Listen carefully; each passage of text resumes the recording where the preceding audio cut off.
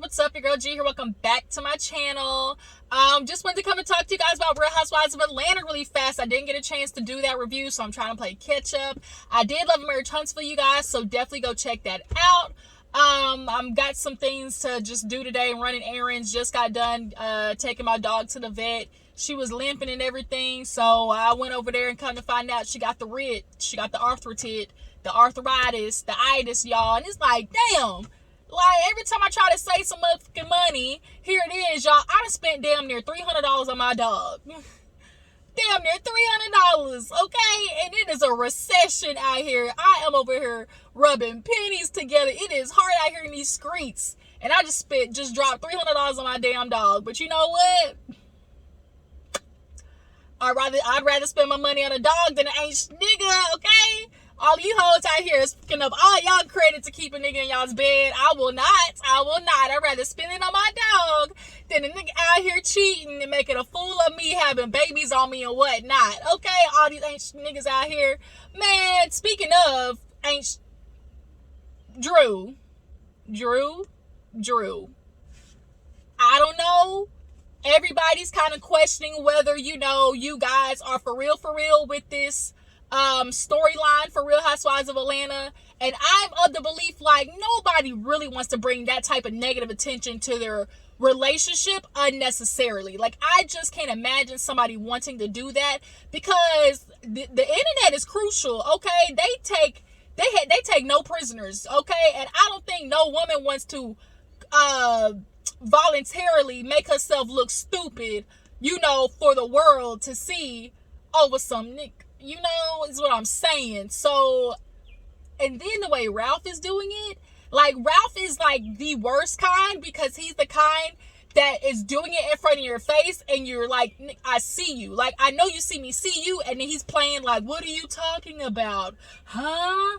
Like, the only word I got for him is deranged. And it's very ironic that the therapist called him maniac. Like, it literally, he fits maniac, and that's what Ralph is. And we gonna get into him. Drew, girl, boo-boo, I'm praying for you. You should have stayed your ass in Chicago when you left, point blank period. But let's go ahead and get into it, okay? So we open up the episode, I think, actually with Chateau Sheree or whatever. We all know it used to be sticks. Everybody used to drive by and be like, girl, we don't see nothing but sticks, wood, and dirt. And now Chateau Sheree is, up for business, I guess. So I'm not gonna lie, Chateau Sheree, looks cute or whatever. It's decorated nicely. The basement is finally done. The basement's finally, good to go. And Kenya is coming over to Chateau Sheree, okay? Sheree made me laugh because I guess she was in the kitchen with her daughter, and I guess she's doing like a podcast, whatever, and it's like a sex positive podcast. And the grandma's like, yeah, I don't want to hear none of that, because the girl basically was like, yeah, we be talking about everything, favorite positions, hitting it from the bike, somebody would hop on it and do a full split, basically.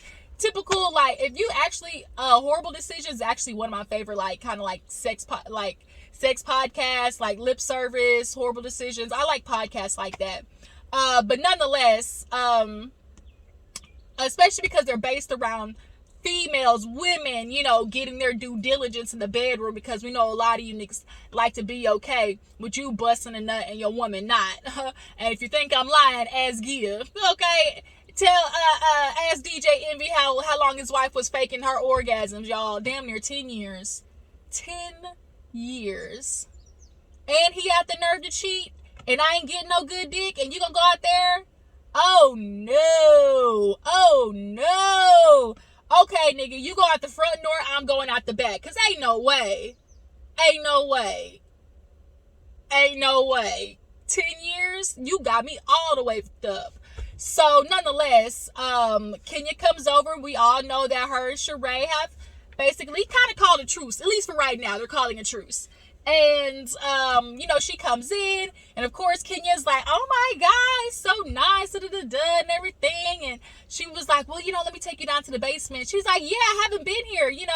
I can't remember the last time I was here. And it was like, oh, actually, never mind. And we all know the last time Kenya was there, that shit was dilapidated. Sheree's basement Still had boxes everywhere. Everyone was like, where the hell is your, what do they call it? Your plug fixtures, the light fixture. She didn't have that much.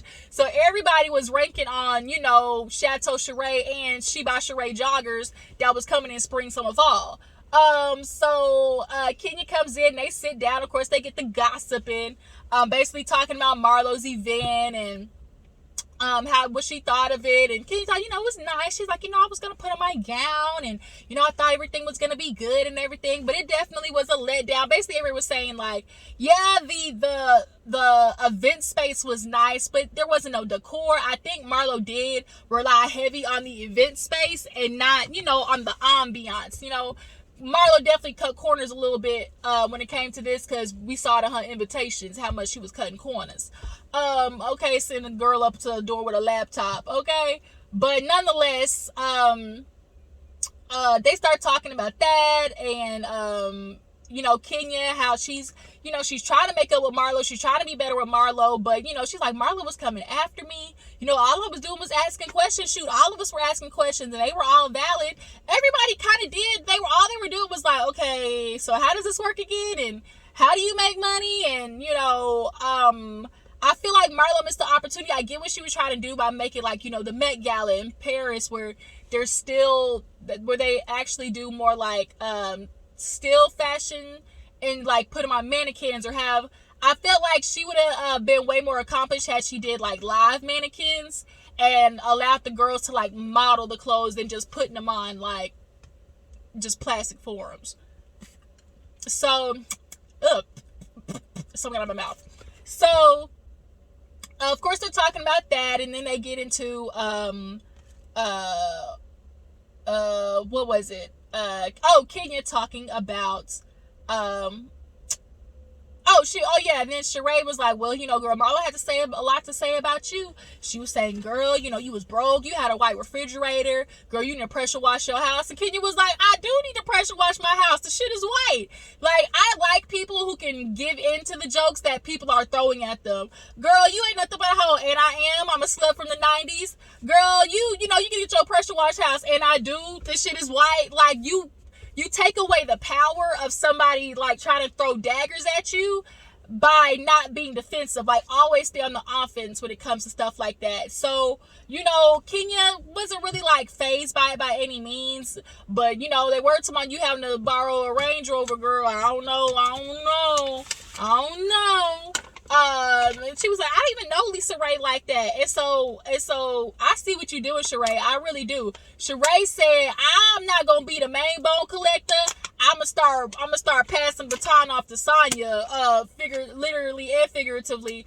Sonya is taking that bitch and she running with it, okay? Because Sheree called Sonya and was like, maybe I got it wrong. Let me call Sonya, because she was there too. It's like she always makes sure to be like, if I'm gonna tell the story, I'll make sure Sonya with me, so it ain't just me getting the blame. And I'm like, I kind of feel like that's gonna eventually get Sonya and her going back and forth, because Sheree the type to be like, I didn't say that, or pull a portion with the, who said that? You know, it's like, well, bitch, you did. Like, and then she might try to blame it all on Sonya, and Sonya's gonna be like, no, girl, like, you were there too. Like, I can just see it. I can see it. Sheree, you ain't slick, boo-boo. I see you with my good eye. So she calls Sonya. Speaking of Sonya, we see her and her mom and her sister in the kitchen. All of them are living in this house, y'all. All of them, everybody and their respective husbands are living in that same house. Her mom's her manager. What is on my tongue? Okay, it's off. She lives there with her mom and her sister and all of their husbands. Sonya, you know, enjoys it because she gets help with her son. You know, she's super busy. Ross sure as hell ain't helping, because that's what had them, you know, stressed out in the first place. That's what has her stressed out about having another kid, because Ross was no help. And are we surprised? Men typically don't help when it comes to the kids, because that's how they're conditioned. It is the woman's job to take care of the children, you know? And that shit is getting old. Like, you niggas, if we went half on a baby, I should not be taking care of these kids 100% of the time. We going 50-50, period. And if ladies do not have a kid with a man thinking that is going to change his behavior, do not have kids with a man thinking that it's going to change their behavior. Because if anything, it is actually going to make it worse. Hate to give you the bad news, boo-boo. But having kids for these dudes, how y'all say, I want to give him a baby. We're going to help create this legacy. A legacy of what? That's the question. I'll be a lot of you dudes. Oh, we're going to create a legacy. A legacy of what? Dead? All your shit been in your mama's name? I can't with you dudes, ladies. Y'all be having kids with dudes just to be like, oh, we got a baby together. Like, y'all are knocking it, like, y'all are just knocking it off the checklist. That's what a lot of people are doing. Like, y'all are getting married, having kids, just to, like, check off a box to be like, oh, this is what I got to do in life to feel like I've succeeded at something. So they were actually in the kitchen fighting over beef patties. Didn't I tell you on my last review? Didn't I tell you? Look, beef patties and cocoa bread. And here they go. Beef patties fighting over some... Y'all, unless you know about the beef patty, okay? If you don't know about the beef patty, then, you know, you just missing out, okay? And listening to them talk and the twang coming out, like, it just made me, like, feel at home because my mom's Jamaican, or she's half Jamaican, rather, and my granddad, he all the way Jamaican, so just the accent, it just sounded like home. You know, when I go back to New York, I go and get that beef patty and cocoa bread. In the story. But she was like, we all get our own boxes. She was like, I'm making it for your father. Like, don't nobody say nothing else to me. And the sisters were like, whoa, wait a minute. All he was saying, like, okay, just make sure there's some left. And it's making me feel like the mom, she's married to a Jamaican man. And them niggas are abusive. I hate to break it to you. Most men are, but the foreign type of men, they are a different breed. We'll just put it that way. They're a different breed. I know that mama put up with a lot with that nigga. And the way she's so quick to feel like somebody's like attacking her, saying something extra negative, it's making me feel like she grew up with him constantly criticizing her, and she's making this beef patty for him, and it was almost like, don't distract me from making this beef patty for your daddy because I don't want to have to deal with him type shit, you know. So now the sister's talking to, Sonya's talking to her sister, and she's like, well, you know, I'm glad to see you move down here. Like, how do you feel about moving down here? She's like, yeah, I'm doing okay. You know, it's an adjustment for sure. And she was like, well, it's an adjustment for everybody. It's not just you. And the sister's like, I know, but guess what? She asked me. Like, she asked me how I'm doing. Like, nobody's negating that you went through some shit, Ma. Like, where she's talking about me. She asked me the question. And so it's kind of making me feel like, ooh, mama, you got some triggers. You got some scars and some traumas that are not addressed, which is making me feel like you're probably a person, well, I know you are because you're a woman. You've been eating your feelings and keeping shit quiet, and you feel like nobody's asking about you. You feel like nobody's checking in on you, or it's just like something about that mom, like you can just tell, like there's just something very damaged there. The way she's very easily triggered with how we saw in that scene. And what I also find very intriguing is having her offspring with their husbands in the same house with their dad, like trying to see how each of their relation correlates to their childhood, like having the daughters with their husbands and watching the mom with her husband, like are their relationships going to mimic each other? Because that's how you learn, like through life, is what your parents have. So, you know, I wonder, like, I just wonder the dynamics of the relationships, and you know how we see Sonya being with Ross, and like I wonder if, you know, her sister's the same way with her husband, where it's basically like, you know, you just put up or shut up, basically, you know. But nonetheless, in the midst of that, she gets the call from Sheree, and basically Sonya just co-signed what Sheree said, which was, yeah, Marlo had a lot of shit to say. She had a lot of stuff to say about you, and Kenya was like, girl, she don't need to be worried about me, and you should be worried about her money. You know, at least I can pay my rent, damn it. So then we end up seeing Kenya telling Sheree about Drew, because she was like, girl, yeah, things is going on with Drew. First things first, apparently she has an assistant, and the assistant is saying that he know you. He's actually your ex-assistant. Anthony, yeah, girl, Anthony's saying that you owe him some money. And Sheree's reaction wasn't that of a reaction of somebody who don't owe money. Like, Sheree. Now, everybody wants to question where Marlo making her money. I know how Marlo making her money. How is Sheree making her money? She buy Sheree joggers. I know they ain't selling like that. And her books and Who Gon' Check Me Boo shirts ain't paying that big ass house mortgage. Let's keep it a buck. How is Sheree affording all of this? And we've heard that she don't, we've heard through the past, we heard through the grapevine that Sheree don't like paying people. So this ain't surprising to me. And the fact that she just didn't outright be like, that nigga lying, or outright be like, girl, don't try to play me. I know what I do. Like, lets us know that Anthony might have some truth, to what he's saying. So she was like, oh yeah, well, Drew, she worried about me, and there's a lot of things coming out, and her relationship. And Kenya's like, girl, yeah, Kandi was telling me about the assistant, and Ralph was messaging her, and it's not looking too good over there, girl. And so speaking of, they flash over to the next scene, which is Ralph and Drew sitting down at the table eating dinner and whatnot. And she was like, yeah,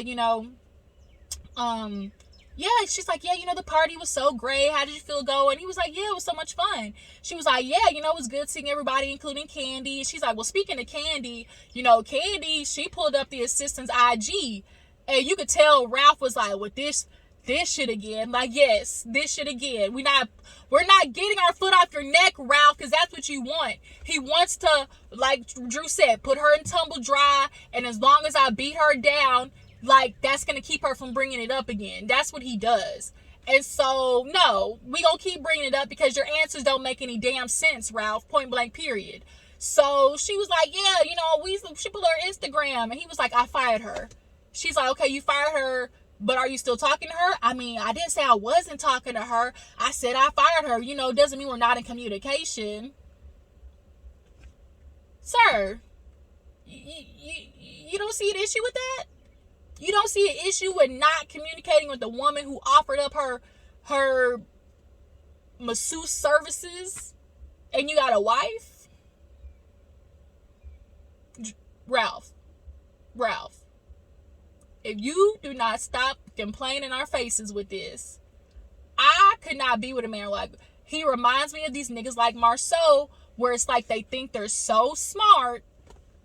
Alright, y'all, I'm back. Sorry, I was in my car. Obviously, you could tell I was recording and my phone started to overheat, so I just had to go in the house and everything. It's been hot as hell in Texas, okay? And so it's just not cooperating with me, trying to film my car. But I made it back home and everything. I'm cooled off. Let me make sure y'all don't get a peek of my goodies, okay? I don't want y'all seeing, nothing that y'all ain't paid for, okay?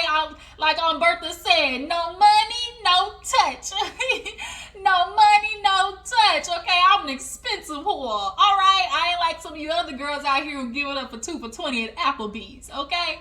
Yeah, but Real Housewives of Atlanta, let's get into it. I'm just kidding, y'all. I ain't out here, giving enough for money. That ain't, I ain't Marlo. That ain't my forte, okay? It's all jokes. But if the opportunity presented itself, just know, bitch, I'm expensive.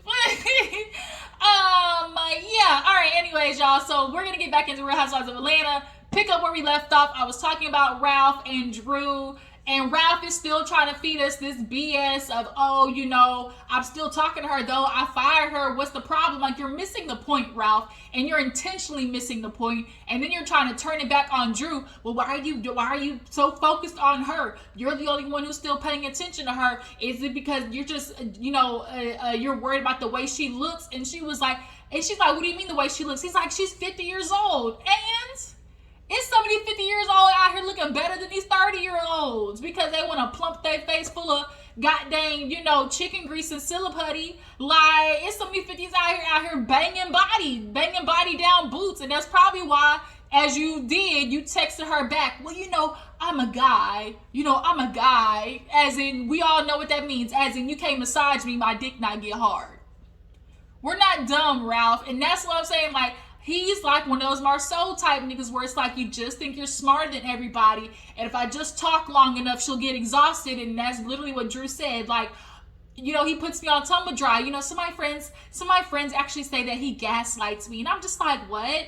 And they're like, well, do you know what gaslighting is? And she was like, what's the definition of gaslighting? And she looked the shit up, and it's the epitome of Ralph. She want to sit there and act like, what? Girl, you know what he's doing. You've been married to this man for too long to be sitting there trying to play like you don't know what he's doing. God dang Drew. I feel bad for her, but then again, I don't, because there are a lot of females, like, at some point, like, I can have sympathy for somebody who's constantly choosing to put themselves in a situation that is detrimental to them. But then on the other hand, I try to have empathy for that person, because it's like, what's going on with you that feels like that's what you deserve? Like, what's going on with Drew that makes her feel like that's what she deserves to have as a husband? Ralph is so full of shit. He's just the only way I can explain it. Like, crazy, deranged, and the famous words of Martin. So yeah, Ralph, he tried to feed his BS to the boys later on in the episode, but like Todd wasn't going for none of it. Okay. But moving on, so after that, we see Marlo and her boys, they're having like their little spring formal, and she's getting him ready and dressed, and Marlo's just kind of explaining, it's kind of been a whirlwind for her, being Munty, but it really is nice seeing Marlo in a softer way, just very, her maternal, the attributes are coming out and stuff like that, and she was just kind of explaining like, it's been kind of hard, but at least I got a village.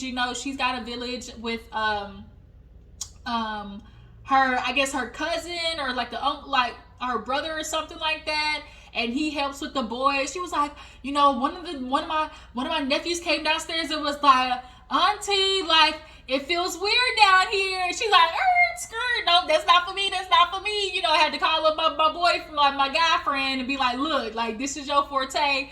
I need you to talk to him about that, because that's not where I come in, okay? But speaking of village, before we get into that, Marlo did go and see Kandi at the candy factory. Bitch, I died when she pulled through and was like, this is a bad part of the neighborhood, right? Like, and then it was like, yeah, it's not as bad as it used to be. She was like, ooh. It was like, girl, Marlo, you shady boots. She said, that's why they got the gate, huh? So she pulls up to Candy Factory, and basically he's just talking to her, and basically was trying to be like, oh yeah, I have been appreciating the fact that you do Cashapp and stuff, but you don't invite me out, you don't invite me over, it takes a village, and like, you don't offer, any help or something like that. And Kandi had to check her and be like, whoa, Marlo, I get it, but you need to be the friend that you want. And a lot of you bitches keep forgetting that you can't ask for a friend and somebody that you're not the same, that you're not giving the same in return. Tisha, Melody, a couple of you girls out here, Portia, just to name a few. A lot of women always want to talk about friend this, friend that, but are you a good friend? Nene, Lanithia Leaks, you was definitely one of the main ones. Oh, you're not a real friend. You're not a real friend. And people who are actually friends with Nene will often say that she does not give back, what she's constantly asking for. That's why her and Cynthia always was bumping heads. But nonetheless, yeah, she was like, well, you can invite me out or something like that. But it was kind of like, Marlo, it's kind of not how it works. Like, you got to be able to take care of your kids on your own. Like, yeah, Kandi can help and she has family and stuff like that, but that's not for, you to do. So I'm trying to make sure I don't mess up Kandi and the gang and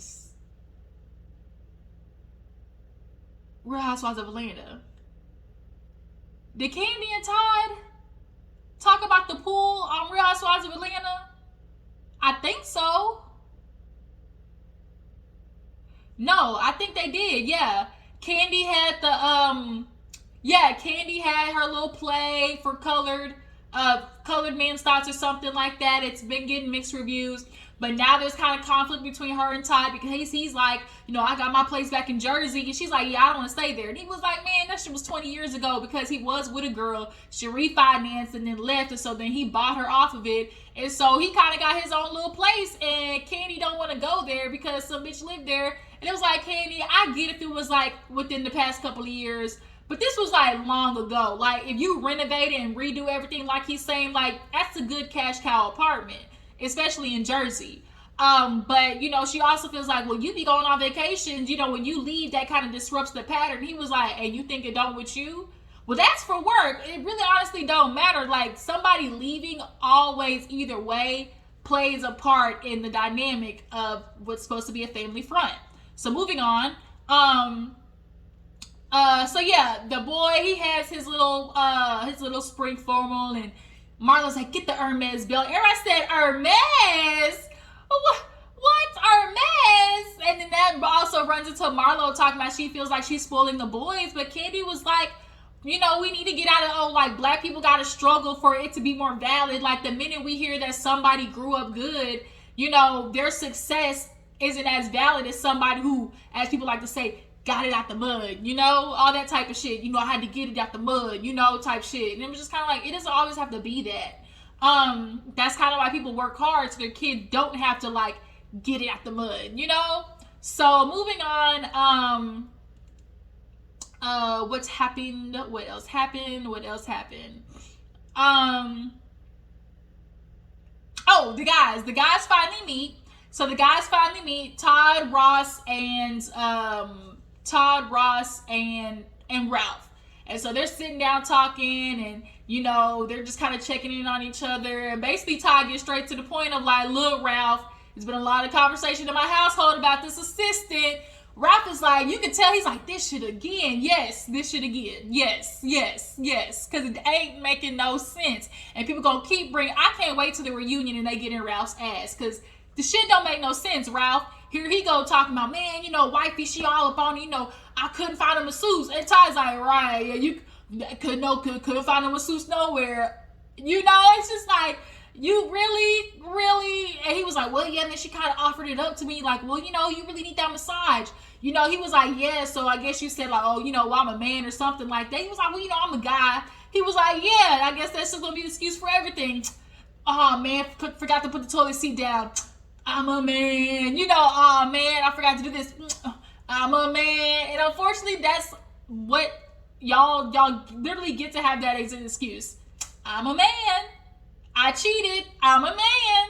Well, you know how us men do. I'm a man. And then when they were like, explain how that makes sense. Well, you know, what I was trying to say was, you know, I'm a man, so which means like I wasn't able to figure out a solution to the problem. He was like, yeah, okay, Ralph, we'll go with that. All right. And it's just kind of, then we catch him in the confessional where he's trying to explain it and never got to an explanation. Well, you know, and what I was trying to tell her was in the text message, the way she messaged me about the masseuse, I was just saying, you know, I'm a guy, and you know what, guys, like, you know how we don't take medicine, you know, we always don't do something until it's always last bit, you know, it's not a matter of whether, you know, you're just not going to get what I'm saying because, you know, it's me, it's just a matter of whether you believe me or not. Yeah, and we don't believe you, that's kind of the point, like, it's not what you're saying, it's whether we believe you or not. Absolutely. And nigga, we don't believe you. And you just keep trying to run past the part that nobody believes you. Your shit doesn't make any sense, Ralph. But I guess Todd, Ross, and Ralph are gonna be doing like some kind of house husbands thing on YouTube, but we'll see how that goes. So speaking of the end of the episode, Drew, you know, she gets together all dressed up nice and stuff like that. And she really looked good. She really looked good. But she gets to the place, roses laid out and everything. They sit down and she's like, I just want to say thank you. You know, this is so beautiful, the roses. And he was like, yeah, I just wanted this to be a night, you know, for us and everything. She's like, yeah, I just really appreciate it. And, you know, I just want to make sure that we just don't have really high highs, and, you know, really low lows. And he kind of hit her with the... Like, yes, nigga, we gonna keep bringing it up, Ralph, yes, we gonna keep bringing it up because that's what we're supposed to do. Just because you do some nice shit does not mean I'm supposed to forget what you did, especially with no explanation. Ralph, you have not came up with a valid explanation for this text message and a valid explanation for why you still talking to the bitch. Like, I cannot, playing on my intelligence pisses me off beyond measures.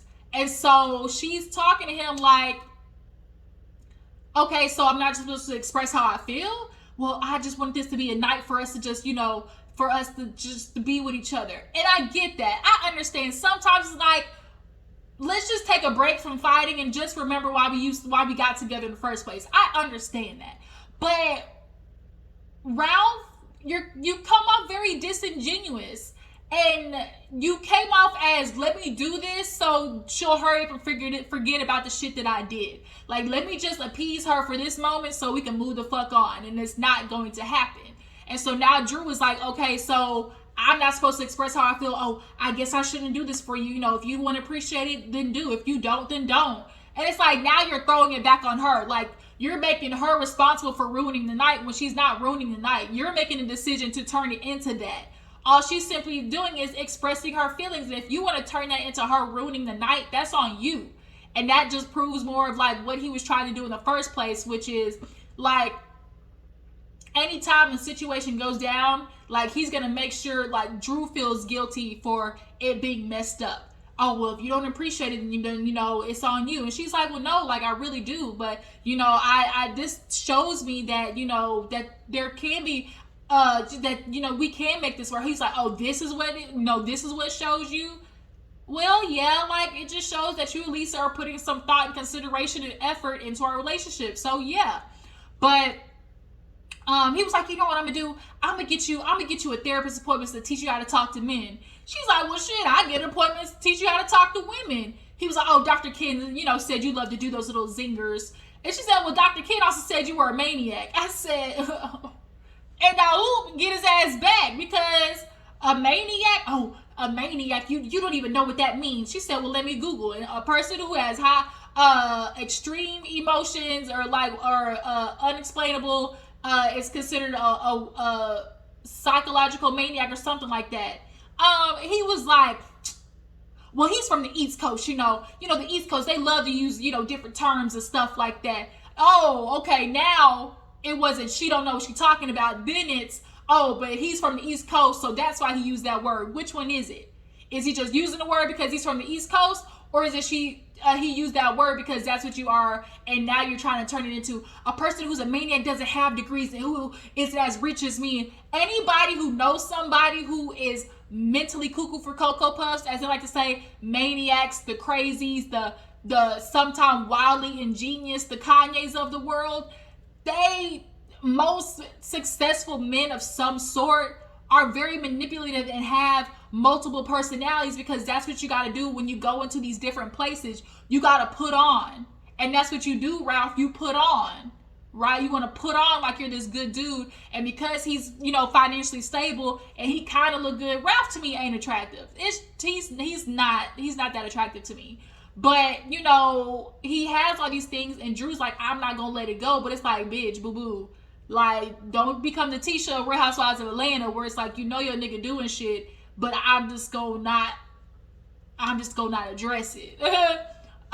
So basically, he got his feelings hurt because she called him maniac. She's like, well, you said something about me, so I just said something about you. How dare you use something from the appointment and throw it in my face? Nigga, you started it. You did it first. Like, that shit pisses me off. So now it's like, well, I guess I should stop doing things like that.